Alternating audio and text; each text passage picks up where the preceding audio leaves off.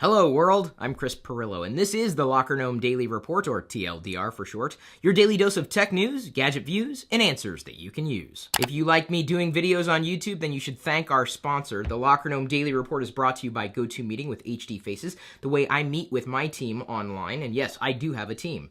With GoToMeeting, you can share the same screen so you stay on the same page, and HD video makes it like being in the same room. You can launch or join a meeting using your computer, phone, or tablet, even present from your iPad. I've been using GoToMeeting to meet with people to talk about Vloggerfair. And the nice thing is, I don't have to go much further than this desk, and I can still get everything done. And of course, having the webcam makes it like being there. Now, if you want to try GoToMeeting, you can head over to GoToMeeting.com, click the Try It Free button, and be sure to use the promo code Perillo. I didn't have a chance to show you this yesterday. Google has released a new app/service. Looks like they're going after Evernote. This is Google Keep. The app is running on Android. You can get it in Google Play right now, and yes, of course, it's free. And it's actually kind of neat. I hope they port this, and I believe they probably would, to iOS, because I do like taking notes, although I use, at this point in time, the iCloud service because it allows me to sync notes between my Macs and iOS devices. What's beautiful about being able to use Google to synchronize simple notes is that you can get to Google services from just about any platform. So I would hope for native platform support at some point in the future. It is really, really simple. It's for taking notes and keeping those notes synchronized with your entire life. Now, if you thought that Evernote was just too much to handle, Google Keep might be right up your alley. So you can simply create a note. You can create checklists, so you can create lists within notes. You can leave audio notes. You could also take photos and attach those photos, kind of like what Evernote does. Just, I really do believe this is much more simplified in terms of a note-taking service, and it's free. Just give it a shot. Super, super simple. Look at that. I can add a photo if I want. Just in case I want to take a picture of this desk, I can add the picture of the desk, check yes, and look at that. The photo is attached to the note. I can give the note a title.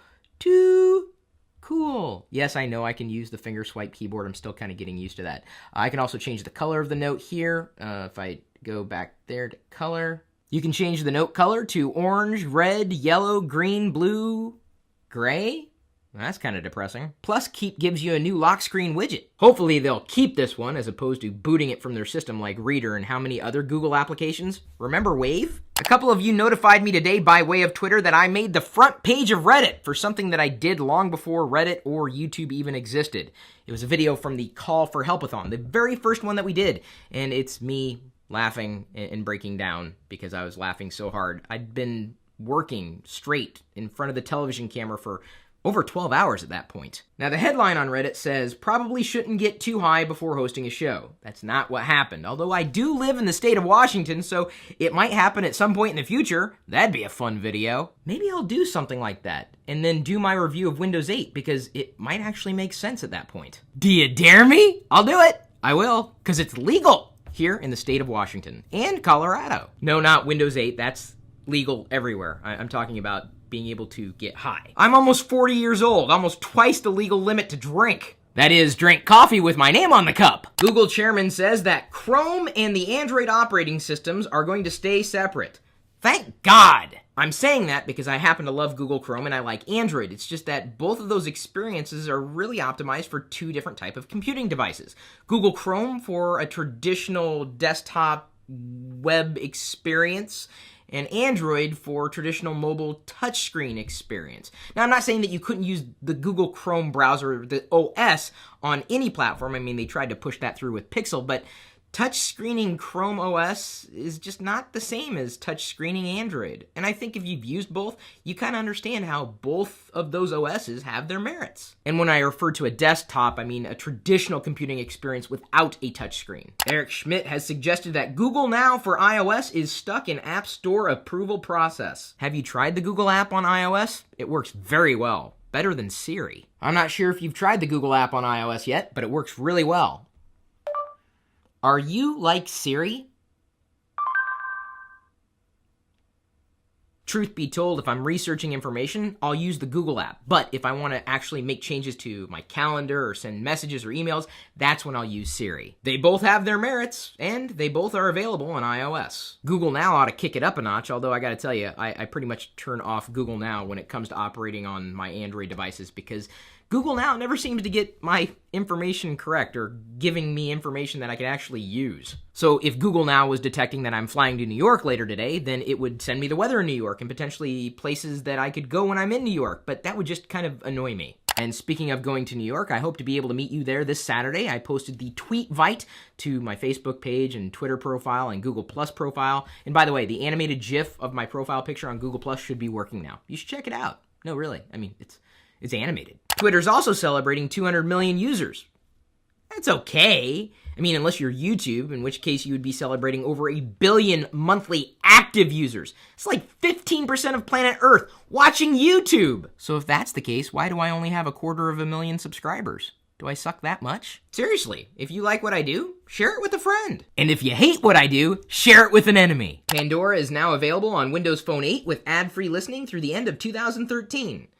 Is that going to be enough to get you to buy one of these things? That being said, one of you in our community, Chris Hutton, has created a free, unofficial Locker Gnome app for Windows Phone 8. Now, if you want the official app for either Android or iOS, you can download Locker Gnome free for Android or iOS. We're working on some bug fixes, too. The top engager in that app today, the official app, is Stefan Zahra. Congratulations! Valve is now allowing you to pay for the beta with Steam Early Access program, so you can get to games when they're still in beta. Would you pay more for early access? Here's my prediction.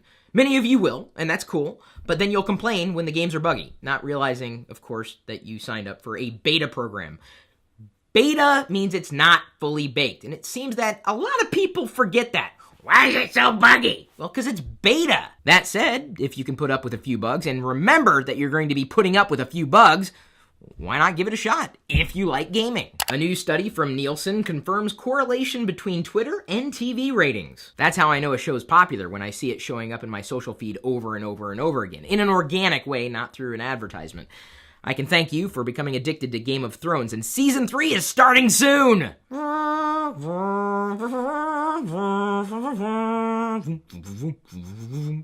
This is the Rock Shield case for my iPhone 5, and with it, I would be fully protected and then some. If you were looking for an iPhone case that was both sturdy and versatile, this might be it. With the iPhone inside and the protective screen on top of the iPhone, it would be pretty much protected. It's got a rubber perimeter, and the back is interesting because right here, the Rock Lock would allow me to stick this base anywhere and then attach the phone to the base. Then this part right here is a magnet. So I could effectively stick my phone, or the phone with the case on it, onto any magnetic surface. It's versatile. Thanks again to Rockform for sending this along. I had no idea something like this existed. Our question of the day is brought to you by GoDaddy.com. If you want to save money on your next purchase, just email me, chris@perillo.com. I will send you my latest list of coupons. And the question is, have you seen the HTC One yet? Why, yes, as a matter of fact, I have. And I am going to be putting my experience in the vlog that's going to be uploaded tomorrow.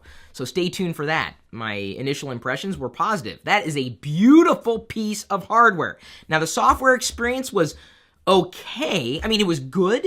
I only experienced just a little bit of Android stutter and lag, but certainly nothing that I think most people would really see, at least on the surface. But I can tell you, after using the HTC One and then using my Nexus 4, the Nexus 4 still has the smoothness factor down pat. Now, whether that's related to HTC's tweak of, adding the Sense UI on top of Android, or just the raw specifications of the phone itself, it's a good phone, and the software modifications that HTC has made actually make it a very usable Android phone. Still, if you want a lesson in beautiful design, the HTC One may have it. Those are just my initial impressions, and you can actually see me touching and holding and playing with the HTC One in tomorrow's Perillo vlog, which I hope you still remember to like and share, as long as you continue to like and share the things that we do for you.